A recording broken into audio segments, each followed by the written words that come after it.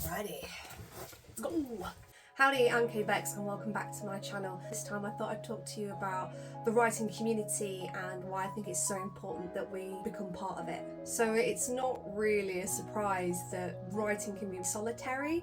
I have been writing all my life, but I've been writing earnestly for probably about 5 years. And in that time, I've only considered myself part of the writing community for about a year and a half, maybe 2 years. And part of that is because I didn't think that writing could be anything other than a solo activity.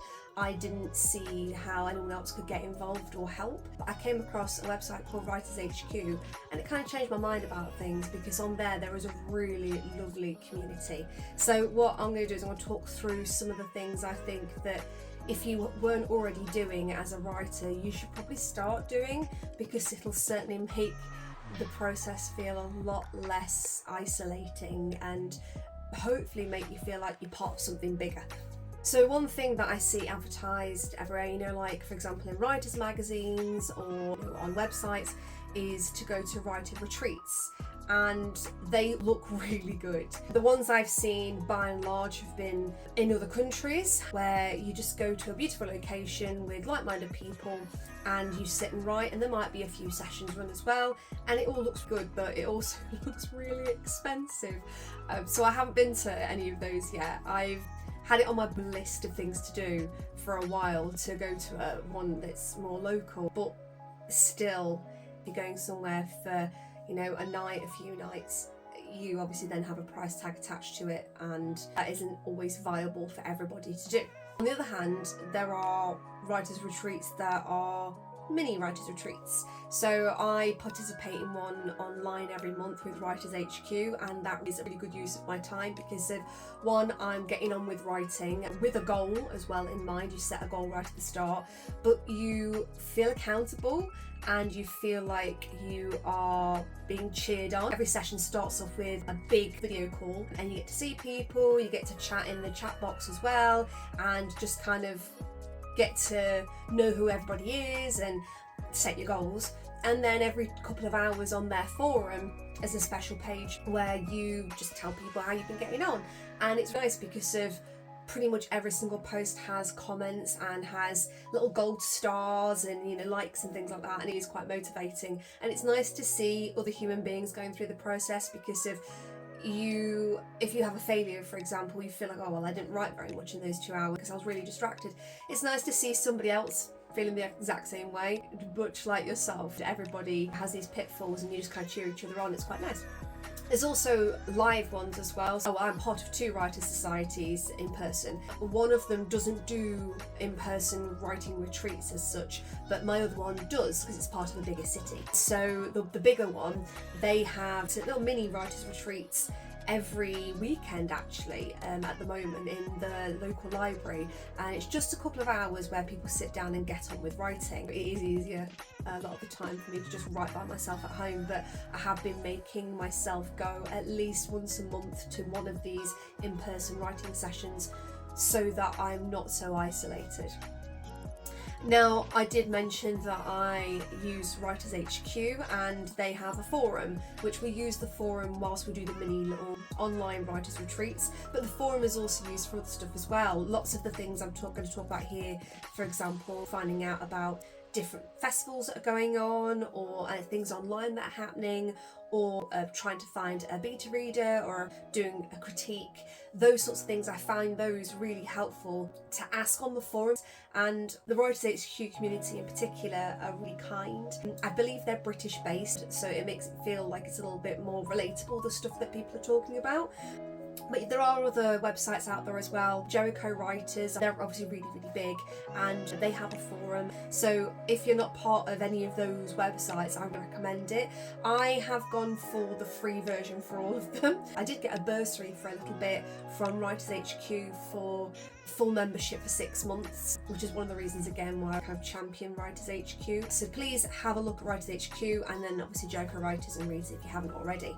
Now, about the societies that I'm part of. Both of them do socials, and lucky for me the socials are a couple of weeks apart so that I have time to go to both of them. Different writers groups do these socials differently. Those socials were sit kind of in a circle, but the chat was quite stilted and a bit anxious. It felt like a bit of a nerve-wracking experience to go to. And that was my first writers social that I'd been to, and that was summer last year. Got a little bit more comfortable, and then people started saying about, oh, if you've got any work, say on your phone, or that you've brought some with you, would people like to read? And 2 or 3 people at each session would start to read, and that's now evolved into a much more comfortable pattern of arriving. There's just chatter, and it really is good chatter between people, and people get out of their seats and move around. And then the person running the session will sit down and say, okay, let's go through, if anybody does want to read it. It's not person by person, you don't have to read, you can just be there to listen. Now for these, I would prefer it if somebody said some sort of feedback afterwards. Maybe it's the teacher in me, I like a little bit of feedback. At this particular one, there isn't really feedback, it's usually just, oh yeah, that was great. But by and large, it's what I want, and I don't tend to get it from that particular group, which is a bit disappointing, but I guess that's not really their vibe. They started having a writing prompt ready for the next writer social, and they bring a piece of work based upon that prompt. I've been really busy with my actual job, so I haven't really been able to participate in their writer prompts, but the other writer social that I go to in a little village near me, that one had a prompt every time I've gone. I think I've been going there for maybe 5 or 6 months. And every time I've gone, they've had a prompt for the next get together. And that one is a chatter, but it's a small knit community, lots of people who are much older than myself, and their writing experience, and they do it for love and passion.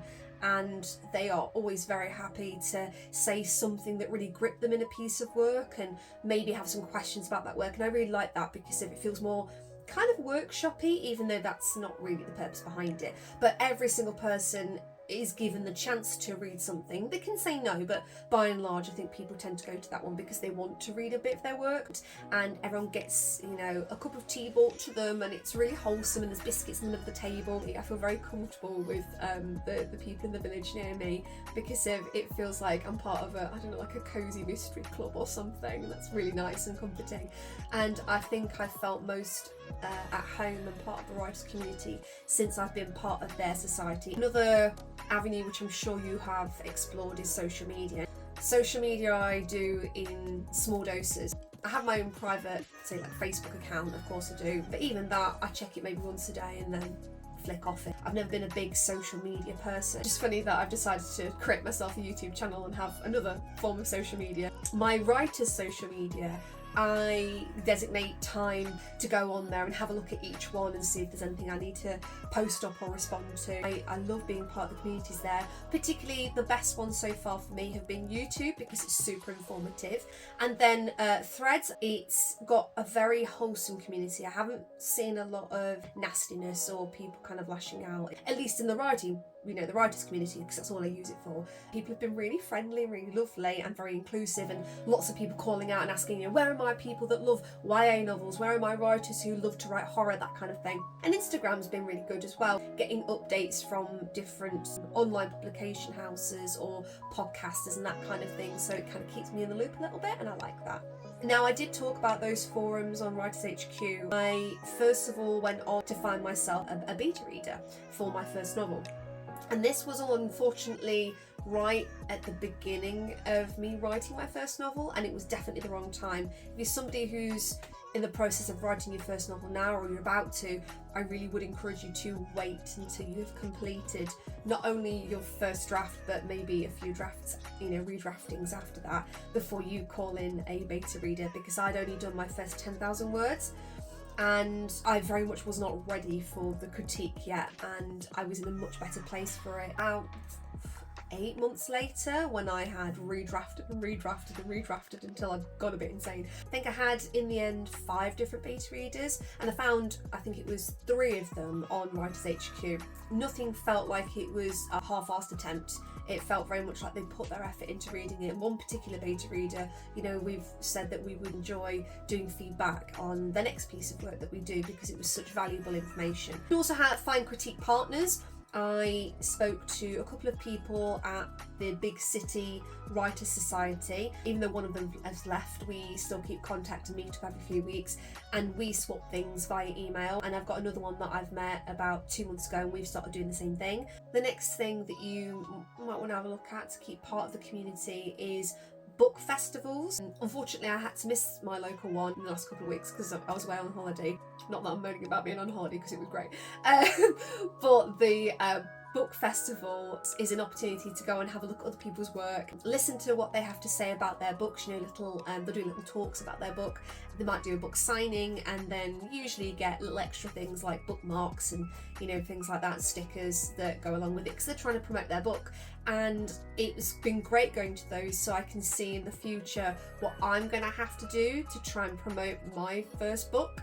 And I met a woman who did her very first one last year. I asked her lots of questions afterwards, and I had a good half an hour chat with her. And so I really encourage you to go and really engage with the authors, and don't be afraid to ask them questions. And then you've got writers' festivals. My favourite writer festival is the Ghost Story Writing Festival in Derby, and that is, I think it's usually February. I've gone for about 3 years now, and you've got 3 days absolutely packed with talks and also workshops and seminars and things. So those workshops and seminars and talks usually last an hour each. They're obviously varying in how useful they are to you as a person. I prefer the ones where you get stuck in and do the work, because I'm there to learn and then try and get something out of it. And so while you're at these writer festivals, you get to network and meet new people.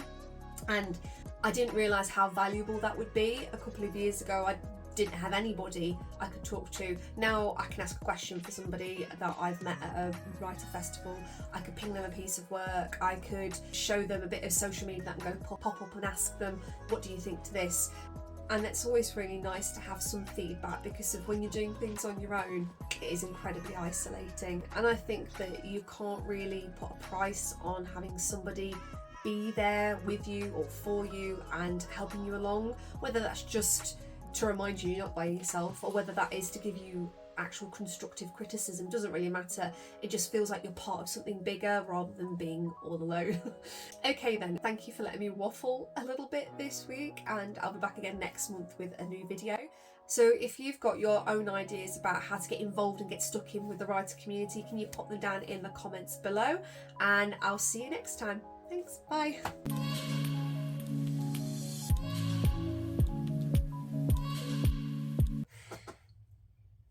Squeak. Ooh. Well, you obviously get to, that's what I'm looking for. That's what I'm looking for. You get to interact isn't the word I'm looking for. Network! That's it.